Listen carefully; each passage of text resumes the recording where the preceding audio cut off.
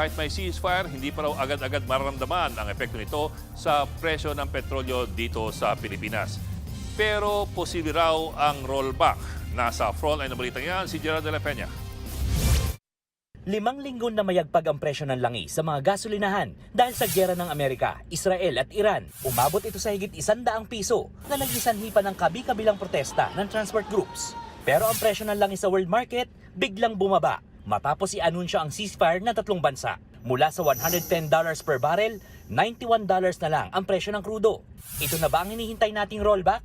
Ayon sa oil industry sources ng News 5, posibleng walang pagbabago sa presyo o di kaya magkaroon ng rollback sa susunod na linggo base sa resulta ng 2 araw na trading sa international market. Pero ayon kay Energy Secretary Sharon Garin, posibleng abutin pa ng ilang buwan bago maramdaman ang bawas presyo. Will it go down to 100?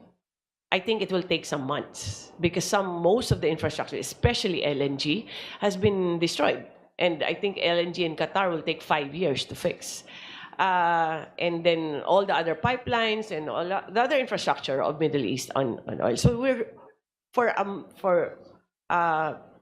although the war will stop, there has been structural change in the industry.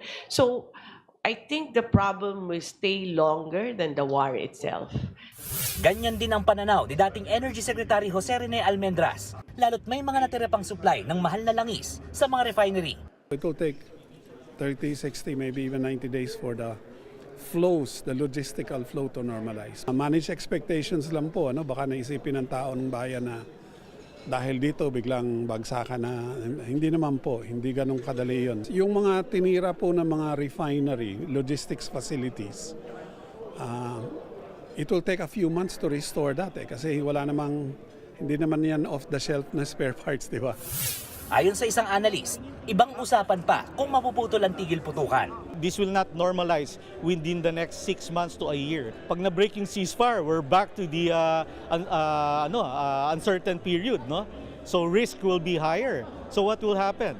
So prices again will spike up. Pinaka-importante raw, dapat matuto na ang Pilipinas sa nangyaring epekto ng giyera. Dapat maraming mapagkukunan ng supply ng langis at nakalatag na ang mga pulisiya para mabawasan ang pagdepende ng bansa sa mga imported na langis. We need to diversify our resources. We need to still push yung mga sustainable and structural reforms that we need, especially on power and energy, especially in agriculture. We need to be self-sufficient so that we can protect ourselves from so-called spikes in prices or inflation. Nagbabalita mula sa Frontline, Gerard de la Peña, News 5. Mga kapatid, Ed Lingaw po, maging maalam at may pakialam sa mga napapanahong balita sa ating bansa.